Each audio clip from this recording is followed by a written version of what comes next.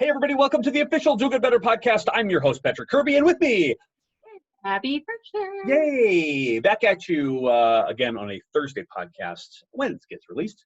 Who knows when you're listening to this? You should get great advice, regardless of what day you choose to go on to Apple. Amen. Yes, any day. We are continuing conversations with answering questions from either people who are on social media, folks who type in from listening to the show, answering questions about fundraising and nonprofit work, et cetera, et cetera. Abby, you have another question that someone has posed to us. We do okay fundraising because we have some support from many, but we don't have that one, and one is in all caps, large donor that could really make the difference for us. How do we find the one? What motivates large donors to adopt a charity? That's a very good question. I'm going to start with things to avoid out of the gate. And the reason I'm going to start with this is because I think organizations will tether themselves to a very large donor and get lazy, knowing that that donor is in their back pocket. Therefore, they are not continuously developing relationships to get more large donors. Now, this is very problematic if a couple of things happens. One, that donor dies. Two, that donor goes away or finds another charity. Yeah. Can you just say that? Oh my God, they're dead.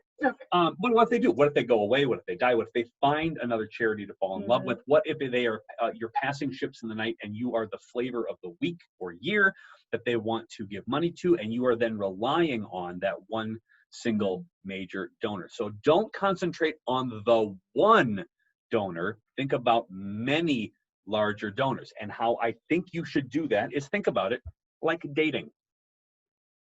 We're gonna get weird today. We should create a Tinder app, but for donors. Holy crap, please, you just said that out loud on a podcast and someone's going to steal that idea, and that would be great. Now, I had an idea once for donorsonly.com. Remember that Farmers Only? Right? Farmersonly.com. Right. Okay, so donorsonly.com would be a match for philanthropic loves, and then you could meet somebody who also finds great times in volunteering for similar organizations, and you match up on a level that's way more intimate than if you have a nice, whatever. If anybody's listening to this, it's our idea. We have it on recording. It's on recording. It's on the date, 11, whatever date this is released. This is a thing. Okay. Anyway, going back donorsonly.com. Anyway, so let's think about it as dating. Abby, I will ask you this question. I am married and I forgot what dating was like. Okay. No, I date my wife. I date my wife. I know you do. You're close enough in dating age that I don't do this. So, did you know when you met your current boyfriend that it was meant to be on date number one, right? Right. I'll give you an example. I met my wife at a bar during Redneck Night down in the Twin Cities, where I was in cutoff shorts, cutoff flannel, wearing fake teeth, and I told her, as the first thing I said to her as she was introduced to me, that she had a pretty mouth. Now, that is not a romantic way to start. And of course, her reaction was, please stop talking to me. That was literally the first interaction we had. We are now married and have 3 kids, and she's the most, no, exactly. However, the first interaction, like, it's a bad first interaction. But I didn't know out of the gate that we were meant to be married and had kids in a long time. Like, it takes a long time to develop some of these large relationships. So I met my boyfriend when I did a live show when I was still working at Valley News Live, but we just kind of remained friends for a little. We were like more traditional, like we just kind of were like talking here and there, and then just like stop talking, and then the way dating goes now, where you just like stop talking and then you start talking again, and then it happens. So but that's dating now. So like, it's like talking to a donor. You might talk to them once, and then 6 months later you realize that you haven't talked to them in 6 months. Very good point, Abby, because that is kind of how you need to think about cultivating big donors, is cultivating that donor who wants to marry you and give you that large gift. There is a process. It takes time. It is a long play. You have to get to know them. Again, I'm going to go back to our playbook that and the pieces of advice that we hand out all the time that you just have to remember. Never ask for a major gift unless you know the name of your donor's dog. right? Told to me by a mentor. That means you're talking about things that are not the size of their checking account, but they're talking about what their passions are and that their loves are to see if you're a match for their financial gift.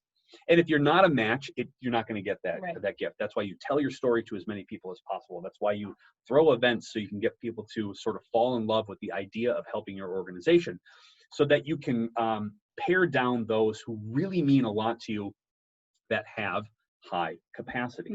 Now, if they've got a lot of money, but they don't know who the hell you are, now you got to work on getting them to know your organization, right? So you need affinity plus capacity, and that becomes the priority of you cultivating a relationship to those major gifts.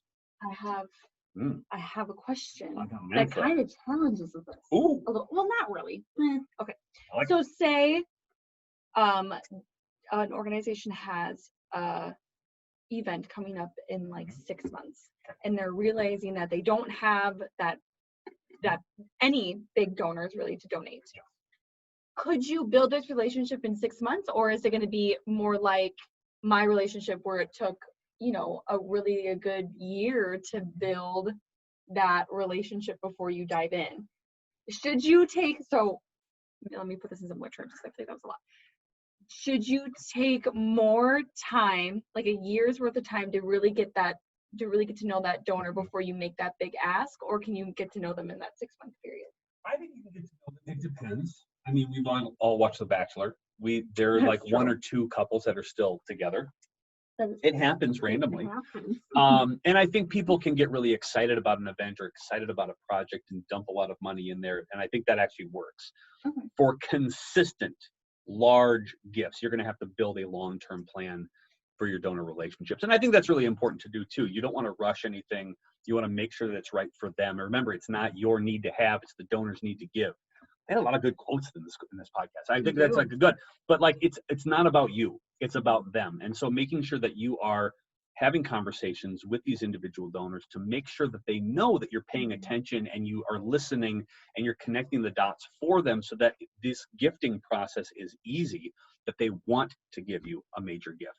They want to be the one, or they want to have a number of friends who have the capacity to give you a lot of money to come together and give you a larger gifts. So don't just get to know them for 6 months, get their money, and then bail. Like, keep them in your... No, because you know what? Because a lot of those large donors talk with other large donors, and if you are bad, like this is what happens, right? So you go on a date, it's a date, bad breakup.